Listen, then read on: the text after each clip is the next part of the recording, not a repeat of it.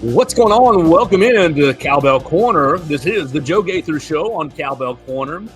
You can find us at Mississippi State on SI, and we're having a lot of fun this week because we are in Dallas for SEC Media Days. It's Wednesday, and we're so excited to hear from Jeff Lebby. We're going to hear from Blake Shapen. We're going to hear from John Lewis and offensive lineman Albert Reese. It's going to be a lot of fun because it's going to be Jeff Lebby's first SEC Media Days. We've already had fun on Monday and Tuesday hearing from several different Mississippi State rivals. So we encourage you guys to check us out, the Joe Gaither Show on Cowbell Corner. And you can always find us on YouTube, on Facebook, on Twitter, right there at the Mississippi State on SI YouTube channel, or you can find us on Spotify, Apple Podcasts, and Amazon, wherever you get your podcasts. We're going to have a lot of fun. We're going to hang out with two Mississippi State experts today. We're going to hang out with Stephen Stingray. You hear him on Tide 100.9, and we're going to catch up with our correspondent, Jacob Bain, after that. So it's going to be a lot of fun today. And let's get right into it with our friend Stingray. You can follow him on the Twitter machine at Stephen Ray, at Stephen Ray 30, at Stephen Ray 30 on the Twitter machine. And make sure you listen to the Stingray Show every weekday from 6 to 7 p.m. on Tide 100.9. He's right there in Tuscaloosa talking all things SEC sports. Stingray, what's going on, man? You having a good week? You ready for the football season? I am. How about you? Oh, it's good. It's going to be here before we know it. Now that SEC Media Days is here, everything's going downhill. So it's very exciting. Oh, and of course, we've got the brand new college football game that just came out. So get a little excited with that as well. Did you already take Mississippi State to a national championship in one day? Not yet, no. Well, I hope you have a lot of fun playing that game. I know that a lot of the players are playing that game. Kirby Smart on Tuesday basically said, I asked my players how they keep it from selling out, and my players explain downloadable video games. Yes. It's going to be a lot of fun right here in Dallas, and we are about to hear from Jeff Lebby. It's Jeff Lebby's first season. Obviously, Zach Garnett, we've gone over it on this program in way over his head, 1 year and gone at Mississippi State. Yeah. What is the general feel from your perspective, the Mississippi State perspective, on Jeff Lebby and his first 6-7 months on the job? You don't know, man, and that's simply because Mississippi State is in the same situation that they were last year, except this guy is an offensive-minded guy. He's never been a head coach before, so you really don't know what the expectation is. It's going to be very interesting this year with a 16-team SEC. No SEC West, no SEC East. So really, for Mississippi State, you're not going to win the SEC West. Obviously, that's not a factor anymore. But really, what is the goal for the first year for Jeff Lebby? Is it make a bowl game? Is it not be last, finish above Arkansas and Vanderbilt? What is really the goal for Jeff Lebby in his first year in Starkville? Do a lot better than he did last year and get the offense back to where it needs to be, because last year was atrocious on the offensive side of the ball, and that is what ultimately led to Will Rogers transferring out of the program, because Mississippi State really didn't know if they wanted to be a run-dominant team or if they wanted to be a little bit of the air raid, because we saw when they went on the road to South Carolina, they went back to the air raid. That was one of the better games for Will Rogers last year, and unfortunately the defense cost him that game by not being able to get any stops. And so this year, the schedule is really, really pretty challenging, especially on the road. You go out to Texas, you end up having just a really brutal road schedule this year. Do you think that Jeff Lebby can get them to a bowl game? I do, but it's going to be tough. And I think that the two key pieces for Mississippi State this year is going to be the road game at Arizona State and then the home game versus Florida. Those two are going to be pivotal as to whether you go 5-7 or if you go 7-5 to 6-6. Right, and those games are early on in the year. So just how important is it for Jeff Lebby to have really that offense that you're harping on operating at a pretty high level early? It needs to be going. And also, Mississippi State, a lot of people probably don't know this, but they only returned 4 starters from a year ago. That is 1 guy on offense, 2 on defense, and their kicker. Yeah, that the transfer portal was really wrecked for Mississippi State after the Zach Arnett loss last year. Man, question marks are really there for the Bulldogs this year. So we're going to hear from Jeff Lebby here in just a little bit right here in Dallas. What do you think he's going to be saying? What do you think he's going to outline as the parameters and the principles of his Mississippi State program? Just basically, business as usual, what it's going to be like year one in Starkville. And then, of course, talking about the quarterback situation because Chapin did have a good spring game for the Bulldogs. He was really good throughout all the spring, and he is wanting to get the taste of last year out of his mouth because his record starting last year for Baylor was a disastrous 2-6 in 8 games that he played in. You just mentioned Blake Chapin, and we're going to talk to him as well. He's going to be sitting in a corner. What should I go ask him? What should I go ask him when he is broken out in the media room?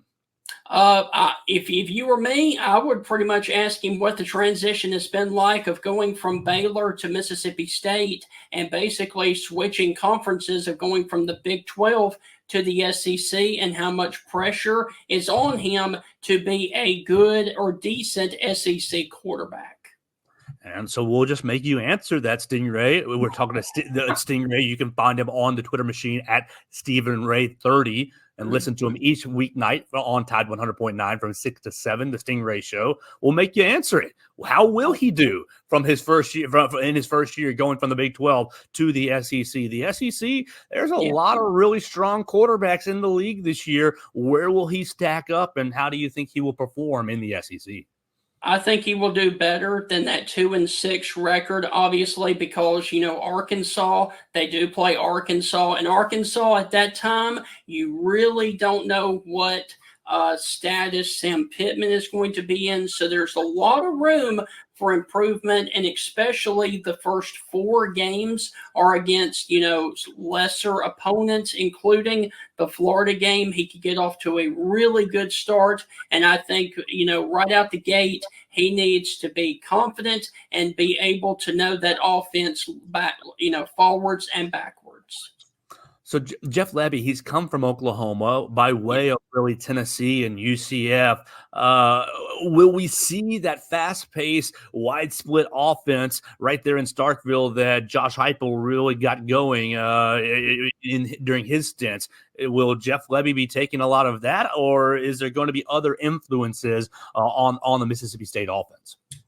I think it's going to be mostly just like you talked about the Josh Heupel, throw it all over the yard and fast tempo, because that's what worked, if I could speak correctly, for Dan Mullen, and that was what was starting to work for Mike Leach. Unfortunately, we lost him, but I really do feel like that if Mike Leach would have lived, the season last year would have been a 10 or 11 win team for him because he had a ton of pieces coming back on both sides of the football there at Mississippi State. So I do think in a place like Starkville, you can and you do have to do something different from what everybody else is doing. And a spread offense has shown it can work in Starkville.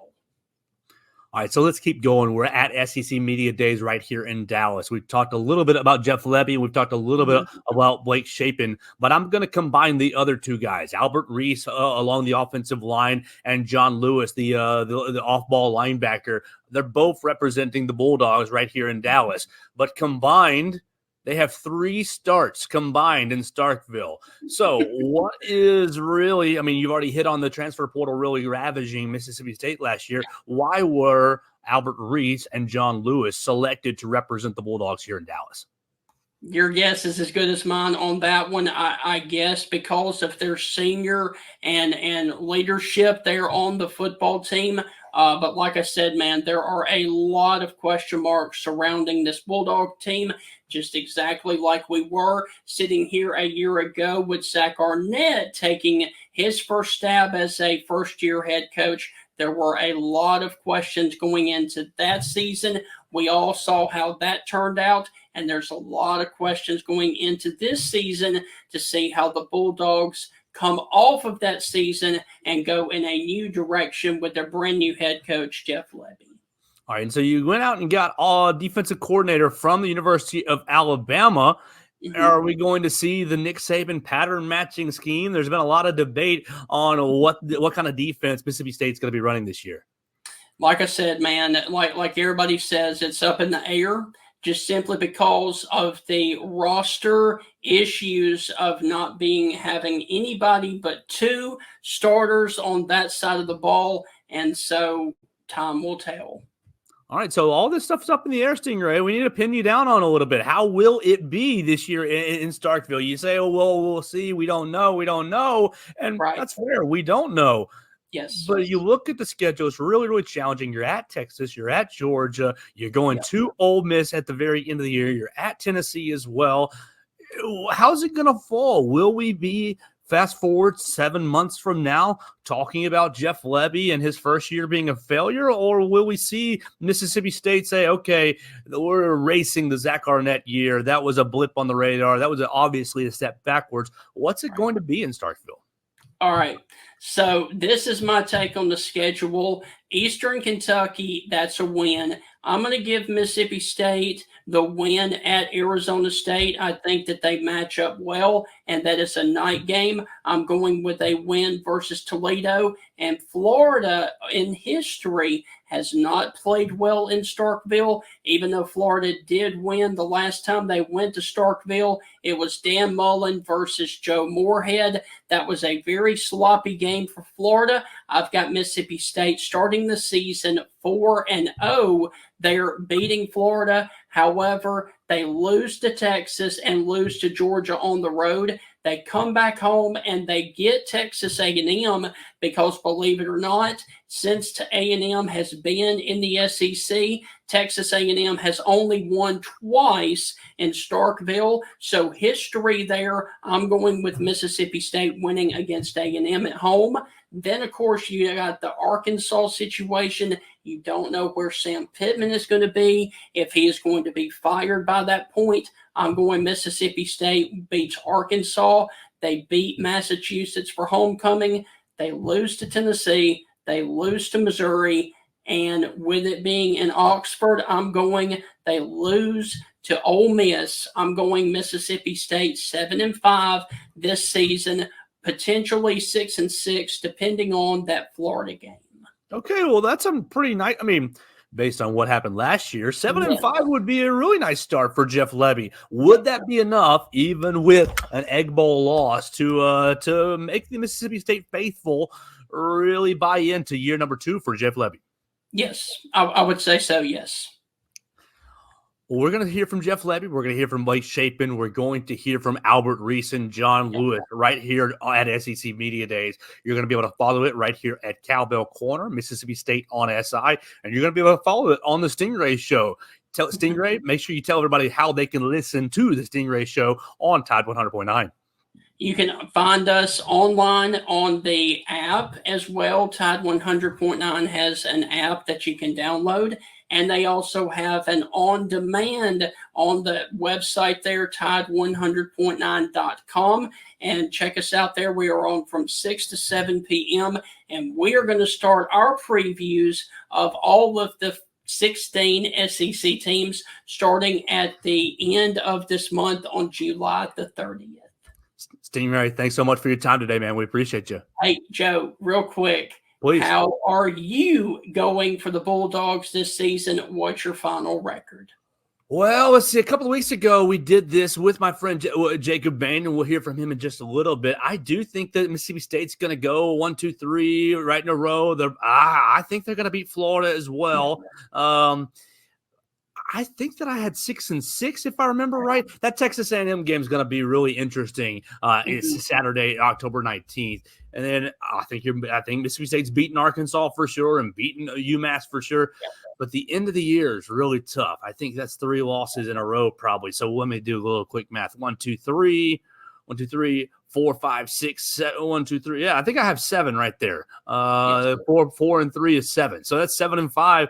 I think that, Jeff Lebby is really a positive answer. There's just so many question marks around a head coach who's never coached before as a head coach. So you've got a lot of excitement around the program right now. You've got a lot of recruiting wins. Obviously, you didn't win the Caleb Cunningham sweepstakes recently, but the recruiting has been pretty nice so far for Jeff Lebby. I think you go 7 and 5 and, try to make that Egg Bowl as ugly as possible and sneak in there and win. I don't think that's going to happen. I think Ole Miss is going to be a potential college football playoff contender. Yes. But 7 and 5 seems about right with this schedule. I think you're probably dead on with the matchup against Florida being so pivotal. But look, Zach Arnett, he was just in my opinion, so in over his head from coaching decisions on the field to the way that he dealt with people off the field. You kind of got a sense that, oh man, this was the wrong move. And so it always last year made me question Mississippi State's decision to hire Arnett in the place in place of Mike Leach. Obviously, Mike Leach is passing, but and then for Arnett to immediately say, oh, well, we're scrapping the air raid. We're scrapping what's got us here the last couple of years. It was just such a decision that was a recipe for disaster, was a recipe for everything to fail. And so I'm looking forward to this year. I'm hopeful, that Lebby, look, the SEC is better when all these teams are at least competent. And I don't think that Mississippi State was even quite competent last season. So it's going to be a fun year, and I cannot wait to hear Jeff Lebby today. I've barely heard him speak before, so I think it's going to be a lot of fun to hear him in the main media room and to really kind of get to know Blake Shapen as well. I think that with all the quarterback talent in the SEC, if he's able to marry his arm talent to Jeff Lebby's system, you hit the transfer portal so hard. Kelly Akari and the offensive line, you got 3 or 4 or 5 offensive line transfers as well. If the transfers work out, maybe we're sitting here saying, oh, look at some of these upsets that Mississippi State pulled. But even if they don't work out, I think 6 and 6, 7 and 5 is probably about right. And, Joe, let me also say this in parting, we don't know. I mean, we think we know, but, Eli Drinkowitz, there's a lot of pressure on him to prove that last year was not a fluke where they won 11 games. If Mississippi State can find a way to knock off Missouri there in Starkville with the cowbells ringing, you could potentially have an 8-4 year. And that would make everybody so excited. That would really send you into the offseason, even if you lost the Egg Bowl. You go into a big bowl game and get a win. Ooh, the momentum would be building, would be really, really growing. So, it's just time will tell. But once again, man, if you can get Missouri there, one of the last few games of the regular season, that would be major for the Bulldogs moving into the offseason. Absolutely. Stingray, thanks so much for your time today, man. We look forward to hearing from the guys later today at SEC Media Days. Yes, sir. And Hail State. Absolutely. Check us out right here at Mississippi State on SI. We'll be back to talk with Jacob Bain to continue talking about SEC Media Days.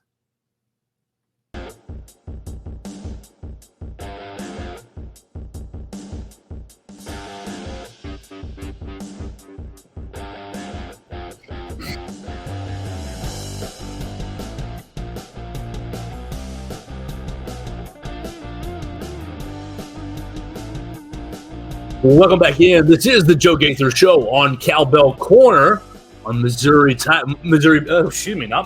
Goodness gracious, what a day. What a day it has been right here at SEC Media Days in Dallas. The Joe Gaither Show on Cowbell Corner, your home for Mississippi State on SI. You're watching us on the Mississippi State on SI YouTube channel, the Cowbell Corner YouTube channel. You can find me at JoeK36, and you're following my friend Jacob Bain at Jacob Bain 10. So we want to talk about what we have heard. Our conversation with Stingray, we appreciate our conversation and his time, but we want to talk about really, if I can get it right, yeah, just like that. We want to talk about what we finished up. We did our conversation with Stingray yesterday. We appreciate his time. You can follow him at Stephen Ray 30. But now it's time to talk about what we heard. Jeff Lebby, Blake Shapen, you had John Lewis and Albert Reese also at the podium today. So it was a great time hearing from the Bulldogs. Jacob Bain, you've been very, very busy writing for Mississippi State on SI. How's your day been going? You catching up? You doing okay? I'm doing good. It started to calm down now. Earlier during the live updates, it was really stressful just trying to, because they're asking so many different questions, and it's just hard to keep up with it. And the MLB draft started on Sunday, and State had 11 players drafted, so it's been a busy couple of days. But I'd rather be busy than this whole month not really have much to do. Absolutely. We would rather be busy, in Mississippi State getting going in just a couple of weeks now, 2 weeks away from fall camp, according to our head coach, Jeff Lebby. Jeff Lebby spent 25 minutes at the main media room, was asked about several different things and described his program and really his process over the last 6-7 months. I'll just open it right up to you, Jacob. What were 2 or 3 things that stood out to you from the Mississippi State head coach? Well, the first thing would be just how open he was, just really about building the culture here, his culture when he got here to State. Talking about just, I think the word was toughness and accountability. He really he used those words over and over again. And I think it was him I think one of the things that stuck out was just how much he talked about the culture and how confident he sounded. And another thing is how complimentary it was to Blake Shapen. And that goes from the main media room to I heard his interview on SEC Network about an hour later. I mean, he was very complimentary of Blake Shapen and talked him up to be really good. And I don't know, just it was a good day to hear him speak. But I don't know, the main media room, it was they asked him a lot of questions about Oklahoma too. So, but yeah, it was interesting to hear how we thought about Lane Kiffin and what he learned under Venables and stuff like that. Well, one thing that caught my eye, I have a couple things that caught my eye, and I want to get your reactions to them, or caught my ear, excuse me. He talked, Bob Holt from the Arkansas Democratic Gazette is one of the superstars of SEC Media Days, and he asked Jeff Lebby about social media interaction with Lane Kiffin shortly after he got his job. So I'm going to ask you kind of a 2-part question about Lane Kiffin. First, Jeff Lebby basically shut that down pretty quickly. Said, I'll let Lane worry about the social media presence and the social media game. Okay, great. I want to get your reaction to that. But secondly, the Egg Bowl is one of the most underrated rivalries in the SEC. What does the aspect of Lane used to employ Jeff Lebby, what does that add to an already heated and highly intense rivalry? I think it adds a lot, just kind of the familiarity. And it hasn't really been as fierce as it once was. I think under Mullen and Freeze, it kind of reached the boiling point. But and that also goes. I think that's why Lebby's trying to de-escalate the talks with Lane, is because I think administration at State doesn't want it to get quite as ugly as it was during the height of the Mullen Freeze era. But yeah, I mean, it'll definitely add some awareness to the rivalry with Lebby and Kiffin's relationship. But I think I like how I don't necessarily like how he keeps dismissing the question, but I understand why he's dismissing the question. He doesn't want to give the media even more fuel to that rivalry, because I'm sure the internal fire for him is burning pretty hot. So I'm sure he just didn't want to pour gasoline on it. Well, that's been one of the themes that we've noticed here at Cowbell Corner, Mississippi State on SI through 3 days at SEC Media Days. We've now heard from, there's 4 teams left. So we've heard from 12 of the 16 teams. And really, everyone's played it so nice. Everyone's played it so safe, so political. Haven't really been a whole lot of spiciness from any from any team, from any coach or any of the players. It's been pretty politically correct. Is that going to be a hallmark of Mississippi State and of Jeff Lebby and his program? Or do you think that's just kind of the nature of the SEC? Everybody likes to act like they're maybe a little cleaner, a little better than they actually are.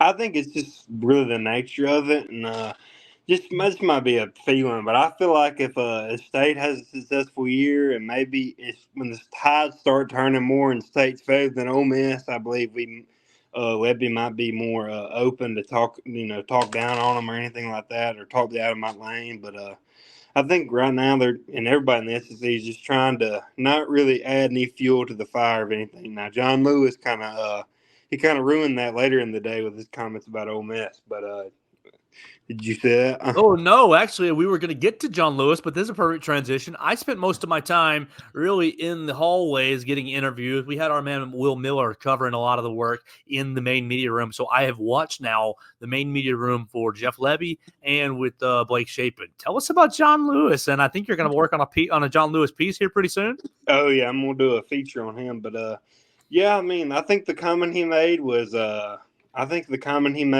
of getting everybody's attention is Ole Miss has got a whatever motto, come to the SIP or whatever, and they asked John Lewis about it, and he's probably the perfect guy to ask. He's from Mississippi, and he just kind of said, "Come to the SIP." I can't remember the exact quote, but it was something like, "Come to the SIP" is like they just want to be like Mississippi. They want to be like us, talking about Mississippi State, and I think that comment really shed some light on things. And like we mentioned it last week, just him being at media days in general was a pretty good sign. And Lebby said during the main media room that he was a starter. So I mean, he basically named him and Albert Reese starters. So, but yeah, that comment kind of caught heck from other fan bases. I think On Three is the one who posted it first, their main site. But it was definitely interesting. It was definitely a sound bite. I haven't heard the audio, but I've just seen the quote. But he said it's overrated. This is our state. Everybody knows that. We run the SIP because we run Mississippi. We've been saying it. They're just following us. So, okay, they literally want to be us. Whoever asked that question, I don't know if they were looking for a good quote that will go viral, but I think that's it. And I think he asked the perfect guy because John Lewis is from Mississippi, and naturally, defensive guys are going to have more chip on the shoulder. And I feel like the defensive guys last year have some confidence because, I mean, they played well in the Egg Bowl last year. Only gave up 17 points to one of the best offenses in football. But, I appreciate John Lewis being there, and I think it's a good sign for State that he was there. I love a player who will be bold. And so well done, John Lewis. Don't give us the canned, we respect everybody, take games one at a time, that sort of thing. Like, come on, we already know what the coach speak is supposed to be. Let's keep talking about Jeff Lebby, because he made a couple more comments that I've got written down here that I want to get your reaction to and see maybe a little more depth to. Two things that I've written down, kind of in combination. Mississippi State hit the transfer portal pretty hard. We've covered that pretty well throughout the summer on the Joe Gaither Show on Cowbell Corner. Hit the transfer portal for a lot of wide receivers. Obviously, Blake Shapen is the big-time name. Hit the transfer portal for some offensive linemen as well. But Jeff Lebby said, okay, we don't really want to be living in the transfer portal. We want to develop our team. We're a developmental program. We obviously did that to get up off the ground and get this thing rolling. But then moments later, he said Mississippi has one of the biggest networks of community colleges, of junior colleges in the country, and that's true. You got East Mississippi Community College, you've got all kinds of Mississippi community colleges, and so I want to combine both those statements to you, Jacob. Let's talk about really the transfers and how maybe we can combine this. I mean, we're connecting lots of dots right here because you and I, we've talked about the recruiting momentum that Jeff Lebby has already built in a very short time. So he's hitting the high schools in Mississippi, and he's hitting the high schools and getting prospects for the class of 2025. How do you really view Jeff Lebby and his player acquisition? Obviously, you got to get things, you got to plug some gaps for year number one. You got to get some guys in the transfer portal so you can be competitive. But then take it into what he's done with the class of 2025. And then third step, we're connecting 3 or 4 different dots here. Third step is, how does the community college scene in Mississippi, how can Mississippi State make that and turn that to its advantage for Jeff Lebby and player acquisition? Yeah, I'll start with that one. I think junior college, I think it's kind of lost its luster with the transfer portal. You could, back in the day, you could get a veteran guy from East Mississippi or Hines or somewhere and, plug and play. But now you can plug and play with guys from all over. So I think he signed. They signed 4 or 5 guys out of the junior college ranks last year. A couple guys after Lebby and his staff got there. So I think they'll continue to use that, and I think it's a pretty good avenue. Now you can't take as many as you used to take, in my opinion, but I think he's still going to use that. And yeah, when he said that, I think he said that in an interview maybe with Greg McElroy a couple weeks ago about being a developmental program, which kind of caught my attention because I figured that Lebby would be a lot like Kiffin in the sense that he'd hit the portal hard. But my real question about that is how does he define hitting the portal hard? How's that defined nowadays? Is signing 30 players out of the portal going hard? Is signing 15 guys out of the portal hard? I mean, I don't really, you never really understand that. I think he's going to try to build. I think this is the recipe that a lot of, I think it's the best recipe. I think he's going to, build an established high school class, probably 25 or so players, and then, get 15 or 20 transfers every year. I think that's kind of what his method is. But it definitely did. It kind of shocked, or no, it didn't shock me, but it took me by surprise when he said State was going to be a developmental program because I figured he'd be more heavy in the transfer portal. But like I said, I mean, what is going heavy in the transfer portal really mean? I mean, how many is Ole Miss goes heavy and they sign like 30 players? So does that mean he'll sign 15 or 5? I think it's somewhere about 15. I think he'll sign 15 transfers a year and probably 25 high school guys. Well, we're still hanging out right here with Jacob Bain on Cowbell Corner, the Joe Gaither Show on Cowbell Corner, Mississippi State on SI. Make sure you subscribe to us on Spotify, Apple Podcasts, and on Amazon. We're bringing you weekly editions of the Joe Gaither Show talking Mississippi State with Jacob Bain. I want to turn it to the quarterback because I got to listen to Blake Shapen. I got to hang out with him walking up and down Radio Row. He looks good. His blue suit was on point, and he had some custom shoes. Blake Shapen said a couple interesting things that caught my attention. First, maybe very, very obvious. I wanted to go and play in the SEC. And then he says, I hit the transfer portal, and the first day that I hit the transfer portal, Jeff Lebby called is when Jeff Lebby gets hired at Mississippi State. He said, when I was thinking about going into the transfer portal, I thought about finding my way to Jeff Lebby, whether it be at Oklahoma at that point or now obviously at Mississippi State. So it seems like this marriage, and that's what it really is. This Jeff Lebby, Blake Shapen marriage was kind of in the works, or maybe each side had the eye on the other. You know how it is at a high school dance. You see the sweetheart on the other side and locking eyes, and it takes a little bit of time. But boom, once you get together, sparks fly. Will sparks be flying with Blake Shapen in the Jeff Lebby offense this year in Starkville? I think they're going to have to if they want a successful year, and I think he will. Last week I did the article about dove into the numbers and kind of watched some film on Shapen to see what he was like, and I think he possesses every tool needed to really run his offense successfully. He really throws a really good deep ball. That's one thing I've noticed.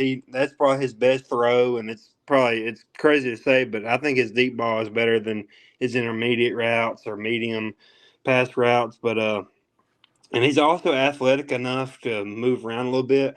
Kiffin and Lebby get compared a lot. I think Kiffin likes to run the quarterback more. Evidence with Jackson Dart. I think he likes to run the quarterback more than Lebby does. But Shapen's certainly capable of running. But I think the critical thing is he can throw on the run, and he's mobile in the pocket. He's not a statue back there. If the play breaks down, he can make something happen. When the play's going to break down sometimes, the deep shots aren't going to be there, and you'll have plenty of open grass to run with. And yeah, he mentioned getting with Lebby out of the portal, which I think it speaks about Lebby. I mean, if Shapen was his first call, you got to, if you're going to trust the head coach and recruiting and everything, you got to trust his evaluations, and he's had an in-person evaluation with Shapen. So I think if you think Lebby is a good offensive mind, you got to like that Shapen was one of his first guys he called out of the transfer portal. Absolutely. We heard from Georgia's Carson Beck, Alabama's Jalen Milroe, Missouri's Brady Cook. We've heard from the who's who, Jackson Dart from Ole Miss, Texas's Quinn Ewers. Where's Blake Shapen in a couple of months? End of December, so 6 months. Where's Blake Shapen going to be stacking up amongst the best in the SEC? Yeah, I think there's a solid 4 quarterbacks that are at the top of the SEC, and I think they're going to be there all year. Milroe, Dart, Ewers, and Beck. I think those 4 are kind of locked in. And then you got a bunch of guys who are kind of unproven. Nico at Tennessee, Jackson Arnold at Oklahoma. I think Shapen can kind of fit somewhere in the middle because I mean he doesn't have the high end talent that Jackson Arnold or Nico from Tennessee have. But I think if he can find his spot in maybe that eight range in terms of SEC quarterbacks, I think that'd be good. Better than guys like South Carolina's quarterback, Kentucky's got a transfer, Brock Vandegrift. If he can fit somewhere in the middle ground, I don't think he can break through the top 4 or 5 quarterbacks because the SEC really top loading quarterbacks with the guys I mentioned. But if he can be a middle of the pack SEC quarterback, which is not a slight at all considering the talent they got and the talent the conference has a quarterback this year. But if he can find his way some way in the middle, I think it'll be a good year for him. We're hanging out with Jacob Bain on Cowbell Corner, Mississippi State on SI. Just type in Mississippi State SI into your Google machine. It'll be the first thing that pops right up. You can read all of Jacob's great work covering the Mississippi State Bulldogs. Let's turn to the offensive lineman. We talked a little about John Reese. We talked a little bit about Blake Shapen. Now, I have not really gotten to hear much from Albert Reese today. It was a very busy day downstairs in the media facilities, the media rooms. What's the vibe around Albert Reese? You said he already named John Lewis his starter. On the previous show, we highlighted the fact that Albert Reese and John Lewis hadn't made many starts in Starkville, but both had spent a lot of time in Starkville. Is Albert Reese going to be your starting right tackle? And really, what did you hear from Albert Reese today that stood out to you? Yeah, I think Lebby mentioned, I could be wrong, but I think he mentioned all 3 guys as starters. We kind of knew Shapen would be, kind of figured John Lewis would be. But yeah, he kind of named Albert Reese as a starter. He said he mentioned how he embodies everything he wants an offensive lineman to be from a physical, play standpoint and from a leadership standpoint. So I think that's a good sign for State in a room that's got a lot of new faces, McKellen Pounders, Ethan Miner, guys like that. I think it's very important because I think that room had an article earlier this week. I think the offensive line could be the best unit for State by the time the season ends, and I think it's big that you got leadership from a veteran like Albert Reese in a room with a bunch of new faces and talented guys. So offensive line's all about cohesion. So I mean the talent's there for most of these guys, but I think it's a good sign that they got a strong leader head in the group. And Albert Reese, him being a starter is good for State because he's all like I mentioned last week. He's always had the physical tools and the size. He's always looked like an NFL prospect. So, Lebby naming him the starter 2 weeks out of training camp is really good for State. We are 2 weeks away from Mississippi State opening training camp, 45 days away from Mississippi State taking on Eastern Kentucky. We're hanging out with Jacob Bain, and we're going to end right here, Jacob. What's going to be really the storylines over the next 2 weeks until you get to camp? Because once you get to camp, things get really, really easy. You get to have some availabilities, and hopefully you guys will be able to check out some practice and get ready. What will carry you through the next 2 weeks covering Mississippi State football? I think Lebby talked a lot about he talked a lot about the culture, and I think I read something about that. He just talked a lot about big picture stuff. Most of the SEC media days, I feel like a lot of coaches talk about that year. Lebby just he kept talking about in the future we want people on staff that understand our message. We want guys to have fun, and we want guys to know what to expect when they come into the building. So I think that's something to keep going. It's something to keep an eye on as we move forward toward training camp. And also, a lot of the guys commented on being kind of undervalued in the SEC. Everybody's picked to finish, has them picked to finish last. So I think that's something I'll write about is each guy talking about kind of embracing the underdog mentality and seeing if State really can, play better than the skeptics say they will. Well, I filled out my preseason picks, my SEC preseason picks. I unfortunately did not have too many Mississippi State players in my picks, but you got to finish better than South Carolina, better than Florida, better than Vanderbilt. You got to finish better than the bottom end of the league. And hopefully Mississippi State can do that. Jacob, tell everybody where they can follow you and how they can get in touch with Mississippi State on SI. Yeah, just Cowbell Corner. Just look it up online, and it'll pop up. And Jacob Bain 10 on Twitter. And I got a question for you. Who's your first team All SEC quarterback? Oh, Quinn Ewers. I know Carson Beck is the popular pick. But I'm with you. I go Ewers. I think that Jalen Milroe is going to really take a step forward under Kalen DeBoer.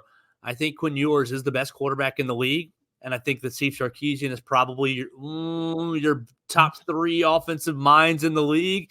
You combine the talent that they have, and they've got a lot of talent at the wide receiver position as well, even though they lost some talent at the wide receiver room. I think Quinn Ewers is going to really – if Quinn Ewers can stay healthy, which he has not done really since his sophomore, junior year of high school, if he can stay healthy, I think that he's in for maybe a Heisman-winning season, and he will end up being the best quarterback in the SEC.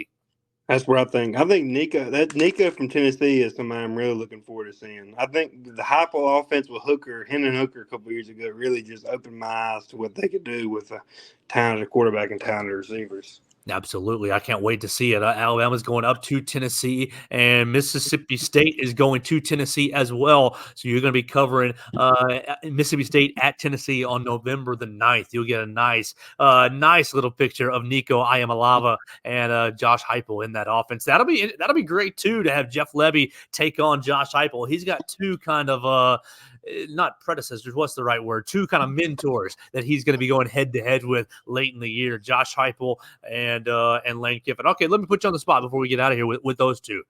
If Mississippi State were to win one of those 2 games, I mean, ideally for you and I, Mississippi State beats both teams, and it's a great season for State.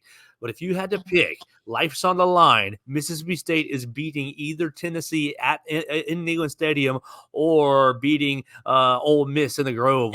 What's more likely to happen? I would have to say the Egg Bowl. Just not necessarily. I don't necessarily think Tennessee will be a better team than Ole Miss. They could be. I think they have the most high-end potential of just about anybody not named Texas, Georgia, and maybe Alabama. But the Egg Bowl is always, it's always a toss-up. And last time I was young, but I don't remember much about it. I just got the stories. But last time Ole Miss came into a season really, with high expectations, 2009. They came off the 2008 season, won the Cotton Bowl, won 8-9 games, and they came into the season with high expectations, and State upset them in Starkville in the last game of the year to get 5 wins under Mullen for the first year. So I'm not predicting State to win the Egg Bowl, but I would feel more confident about State winning the Egg Bowl than going in the Neyland and beating them. Tennessee. Well, Jacob, we'll keep up the conversation. The next couple of weeks will be just a little challenging. We'll be talking a lot more about SEC Media Days and kind of the other smaller stories that come out of it in the next week or so. Jacob, thanks so much for your time, man. Yes, sir. Appreciate it. Absolutely. That's Jacob Bain joining us on the Joe Gaither Show on Cowbell Corner. You're following it at Mississippi State on SI. We appreciate Jacob joining us. We appreciate you guys watching us on the Cowbell Corner YouTube channel or on my own YouTube channel at Joe Gaither 6 or subscribing to us on Spotify, Apple Podcasts, and Amazon. That's going to do it for us here in Dallas at Mississippi State on SI.